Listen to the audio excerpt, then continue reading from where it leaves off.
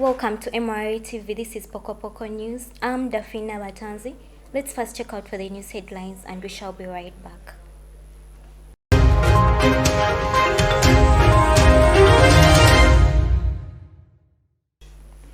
Nepal closes schools as air pollution hits alarming levels.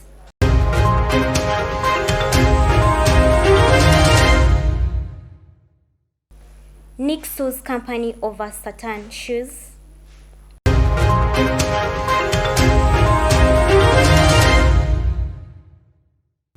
South Africa bans takeaway alcohol.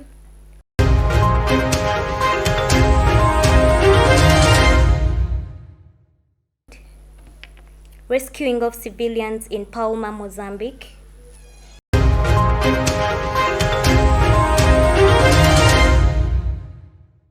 China approves overhaul of Hong Kong's political system.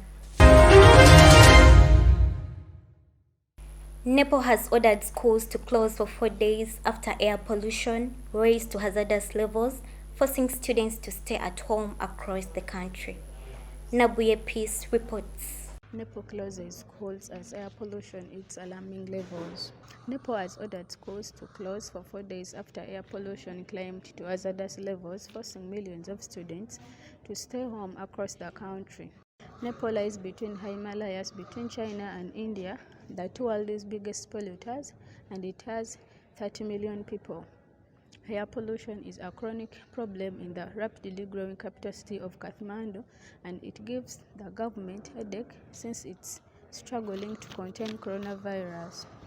Pollution levels hit their highest in the capital over the weekend since the government began keeping records in 2016.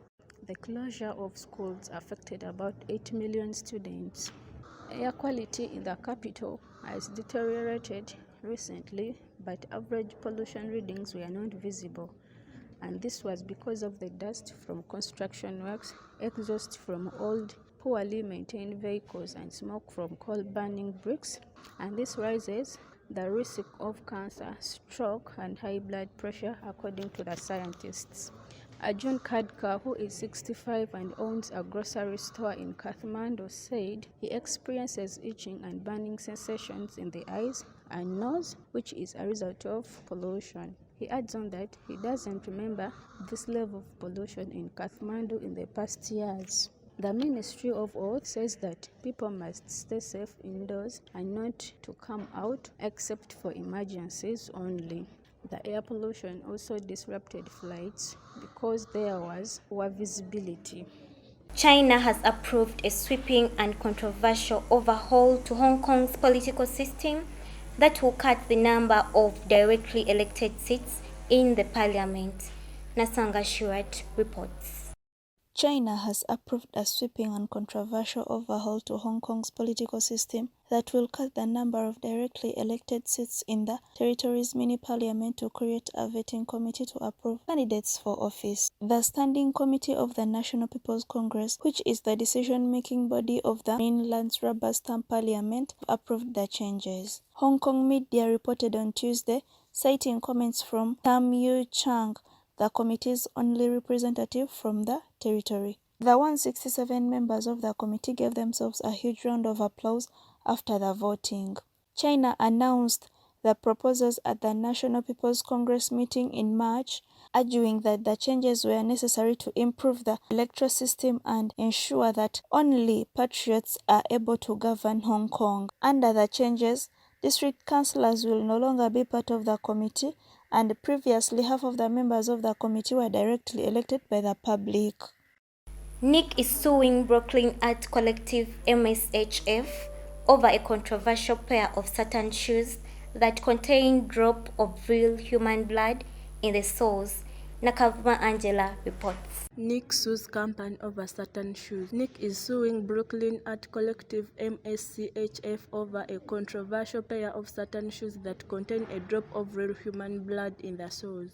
MSCHF released 666 pairs of shoes on Monday in collaboration with rapper Lil Nas X and says they sold out less than a minute. Nick claims trademark infringement. The black and red shoes were dropped by MSCHF on Monday, coinciding with the launch of Lil Nas X's latest song Metro, which debuted on YouTube last Friday. The sports shoe giant says in a filing with the U.S. District Court for the Eastern District of New York that it does not approve or authorize the customs certain shoes. The South African government has banned the sale of takeaway alcohol over this weekend's Easter holiday to prevent a surge in coronavirus infections.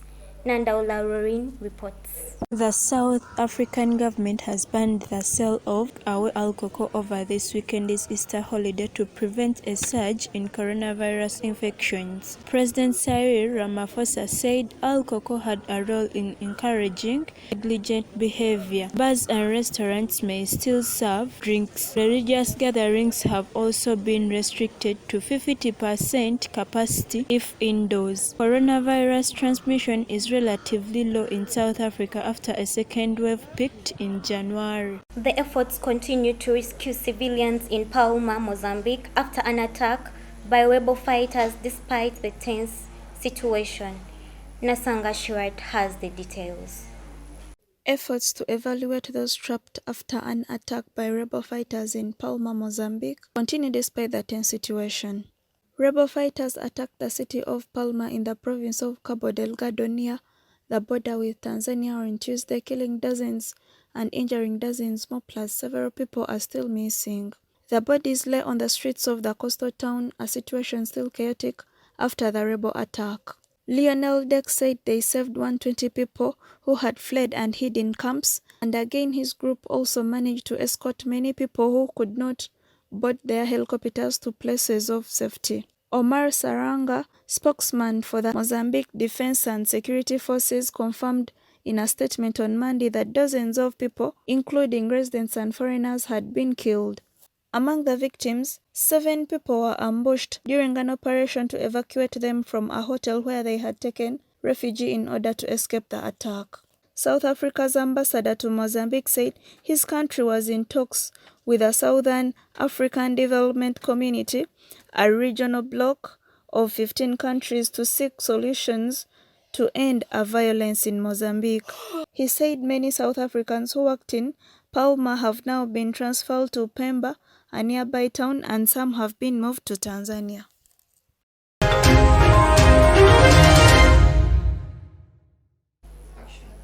I have been Daphine Nabatanzi. Thank you for watching Pokopoko News. Continue subscribing to our YouTube channel at MRU TV. Have a blessed day.